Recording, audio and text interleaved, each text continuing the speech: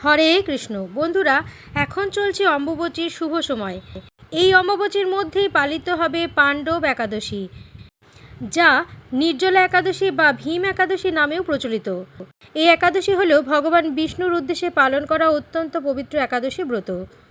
জেনে নেব ব্রতের নিয়ম, ব্রতের ফল এবং সাথে জেনে নেব অম্বুবাচীর কোন মন্ত্র জপ করলে সবথেকে শুভ ফল পাওয়া যাবে এবং কোন মন্ত্র জপ করলে মনের ইচ্ছা পূরণ হবে। জেনে নেব কেন একে পাণ্ডব একাদশী বলা হয়। মহাভারতের ভীম অন্যান্য একাদশী উপবাস পালন করতে পারতেন না, তাই ঋষি ব্যাসদেব তাকে বছরে একবার নির্জলা একাদশী পালনের পরামর্শ দেন। এই ব্রত পালন করলে সমস্ত একাদশী পালনের সমান পুণ্য লাভ হয় বলে বিশ্বাস করা হয়। অন্যান্য একাদশীর মতো ব্রতের নিয়ম অনেকটা একই। ভোরে স্নান করে ভগবান বিষ্ণুর পূজা করতে হবে, তুলসী পাতা নিবেদন করতে হবে এবং নাম জপ করতে হবে। ওম নমো নারায়ণায় নমঃ, অথবা বলুন ওম নমো ভগবতে বাসুদেবায় নমঃ।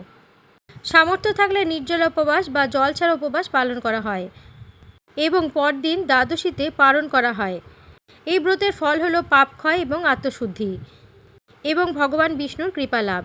সকল একাদশী ব্রতের সমতুল্য পূর্ণ লাভ হয় বলে শাস্ত্রে বর্ণিত রয়েছে।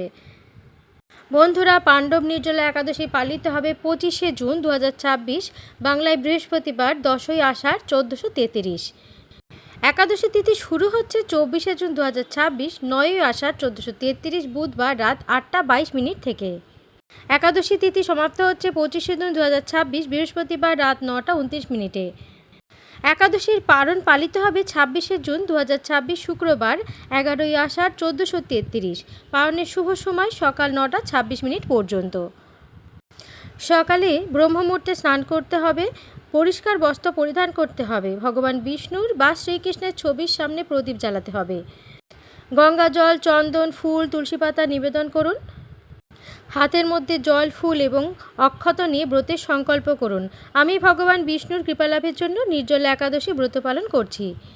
ভোগের মধ্যে দিতে পারবেন ফল, মিষ্টি, নারকেল, কলা, তুলসী পাতা সহ ভোগ নিবেদন করতে হবে। উপবাস আপনারা নির্জলাও করতে পারেন, আবার অসুস্থ বা বয়স্ক ব্যক্তি হলে বা ওষুধ সেবনকারী ব্যক্তিরা ফল এবং জল গ্রহণ করতে পারবেন। রাতে হরিনাম, বিষ্ণু সহস্রনাম বা গীতা পাঠ করতে পারেন। ভগবানের নাম স্মরণ করে জাগরণ করলে বিশেষ ফল পাওয়া যায়। পরের দিন স্নান করে ভগবানকে প্রণাম করে আবারও পুজো করতে পারেন। জল, ফল, মিষ্টি ইত্যাদি নিবেদন করুন।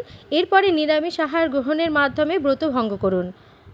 বিশেষ কথা হলো একাদশীতে চাল, গম, ডাল, মাছ, মাংস, ডিম, পেঁয়াজ, রসুন ইত্যাদি পরিহার করা হয়। শাস্ত্রে উল্লেখ আছে এই একাদশীতে পূজা এবং উপবাসের পাশাপাশি আরও কিছু শুভ কাজ করলে ভালো হয়। যেরকম তুলসী পূজা ও তুলসী প্রদক্ষিণ করুন, হরিনাম জপ করুন। হরে কৃষ্ণ কৃষ্ণ কৃষ্ণ হরে হরে, হরে রাম রাম রাম হরে হরে।